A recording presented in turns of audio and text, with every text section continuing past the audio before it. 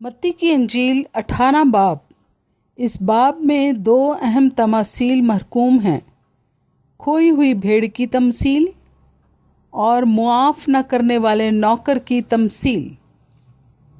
और खुदावंद यीशु मसीह ने फरमाया कि जो कोई बच्चे को मेरे नाम पर कबूल करता है वो मुझे कबूल करता है।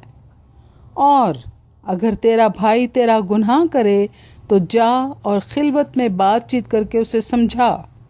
अगर वो तेरी सुने तो तूने अपने भाई को पा लिया। आइए मेरे साथ खुदावंद के पाक और मुकद्दस कलाम में से पढ़िए और ध्यान और गौर से सुनिए भी।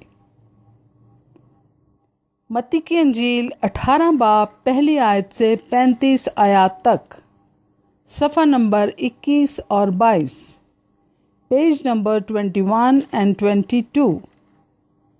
मत्ती की इंजील 18 बाब पहली आयत से 35 आयत तक। कलाम मुकद्दस में यूं महरकूम है, उस वक्त शागिर्द यीशु के पास आकर कहने लगे, पस आसमान की बादशाही में बड़ा कौन है?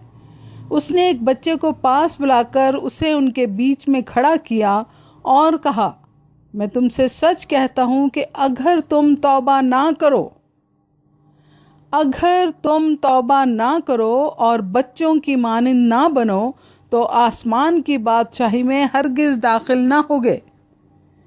बस जो कोई अपने आप को इस बच्चे की मानिंद छोटा बनाएगा वही आसमान की बादशाही में बड़ा होगा। और जो कोई ऐसे बच्चे को मेरे नाम पर कबूल करता है वो मुझे कबूल करता है। लेकिन जो कोई इन छोटों में से जो मुझ पर ईमान लाए हैं किसी को ठोकर खिलाता है, उसके लिए ये बेहतर है कि बड़ी चक्की का पाट उसके गले में लटकाया जाए और वो गहरे समुंदर में डबो दिया जाए। ठोकरों के सबब से दुनिया पर अफसोस है, क्योंकि ठोकरों का होना ज़रूर है, लेकिन उस आदमी पर अफसोस है जिसके सबब से ठोकर लगे। बस अगर तेरा हाथ या तेरा पाँव तुझे ठोकर खिलाए तो उसे काट कर अपने पास से फेंक दे।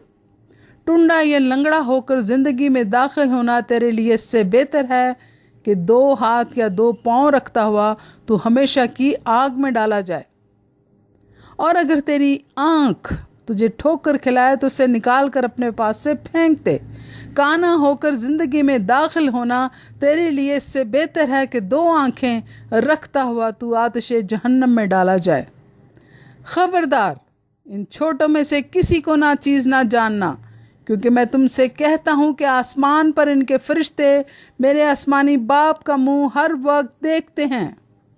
खबरदार, इन छोटों में से किसी को ना चीज़ ना जानना, क्योंकि मैं तुमसे कहता हूँ कि आसमान पर उनके फरिश्ते मेरे आसमानी बाप का मुंह हर वक्त देखते हैं। क्योंकि इब्ने आदम खोए हुओं को ढूंढने और निजात देने आया है।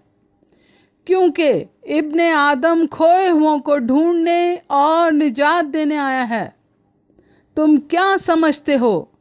अगर किसी आदमी की 100 भेड़ें हों और उनमें से एक भटक जाए तो क्या वो 99 को छोड़कर और पहाड़ों पर जाकर उस भटकी हुई भेड़ को ना ढूंढेगा?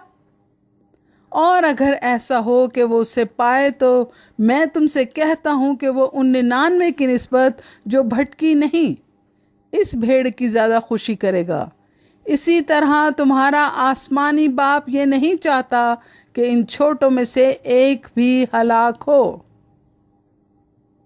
अगर तेरा भाई तेरा गुनाह करे तो जा और खिलवत में बातचीत करके उसे समझा। और अगर वो तेरी सुने तो तूने अपने भाई को पा लिया। और अगर ना सुने तो 2-1 आदमियों को अपने साथ लेकर जा, ताकि हर एक बात 2-3 गवाहों की ज़ुबान से साबित हो जाए। और अगर वो उनकी सुनने से भी इनकार करे तो कलीसिया से कह, और अगर कलीसिया की सुनने से भी इनकार करे तो तू उसे गैर कौम वाले और महसूल लेने वाले के बराबर जान। अगर तेरा भाई तेरा गुनाह करे तो तू जा और खिलवत में बातचीत करके उसे समझा। अगर वो तेरी सुने तो तूने अपने भाई को पा लिया, और अगर ना सुने तो 1-2 आदमियों को अपने साथ ले जा, ताकि हर एक बात 2-3 गवाहों की ज़ुबान से साबित हो जाए। और अगर वो उनकी सुनने से भी इनकार करे तो कलीसिया से कह, और अगर कलीसिया के सुनने से भी इनकार करे तो तू उसे गैर कौम वाले और महसूल लेने वाले के बराबर जान। मैं तुमसे सच कहता हूँ कि जो कुछ तुम ज़मीन पर बांधोगे वो आसमान पर बंधेगा, और जो कुछ तुम ज़मीन पर खोलोगे वो आसमान पर खुलेगा। फिर मैं तुमसे कहता हूँ कि अगर तुम में से 2 शख्स ज़मीन पर किसी बात के लिए जिसे वो चाहते हों इत्तफाक करें, तो वो मेरे बाप की तरफ से जो आसमान पर है उनके लिए हो जाएगी। क्योंकि जहाँ 2 या 3 मेरे नाम पर इकट्ठे हैं वहाँ मैं उनके बीच में हूँ।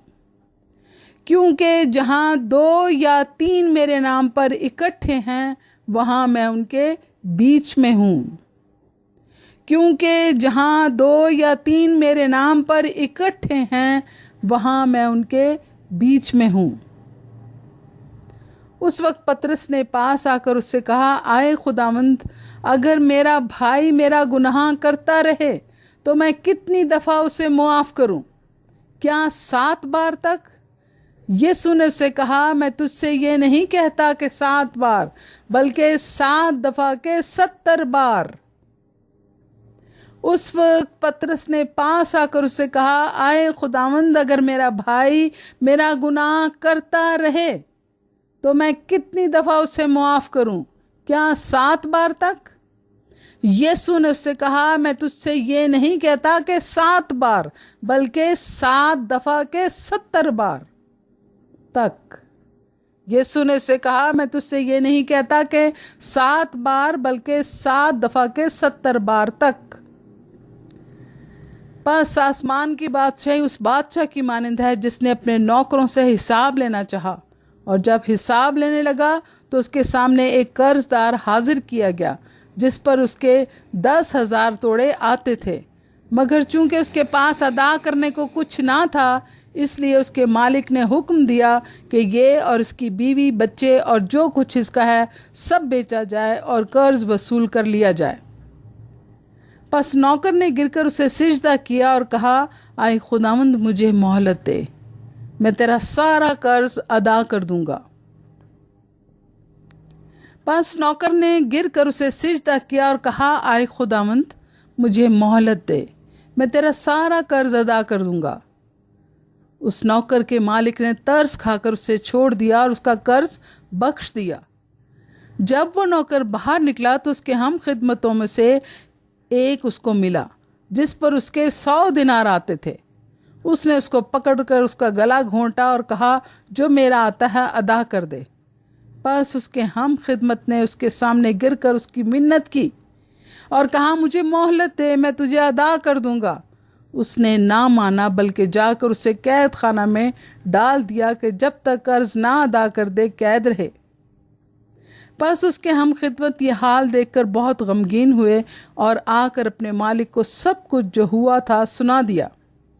इस पर उसके मालिक ने उसको पास बुलाकर उससे कहा, आए शरीर नौकर, मैंने वो सारा कर्ज तुझे इसलिए बख्श दिया कि तूने मेरी मिन्नत की थी। क्या तुझे लाजिम ना था कि जैसा मैंने तुझ पर रहम किया है तू भी अपने हम खिदमत पर रहम करता? और उसके मालिक ने खफा होकर उसको जल्लादों के हवाला किया कि जब तक तमाम कर्ज अदा ना कर दे कैद रहे।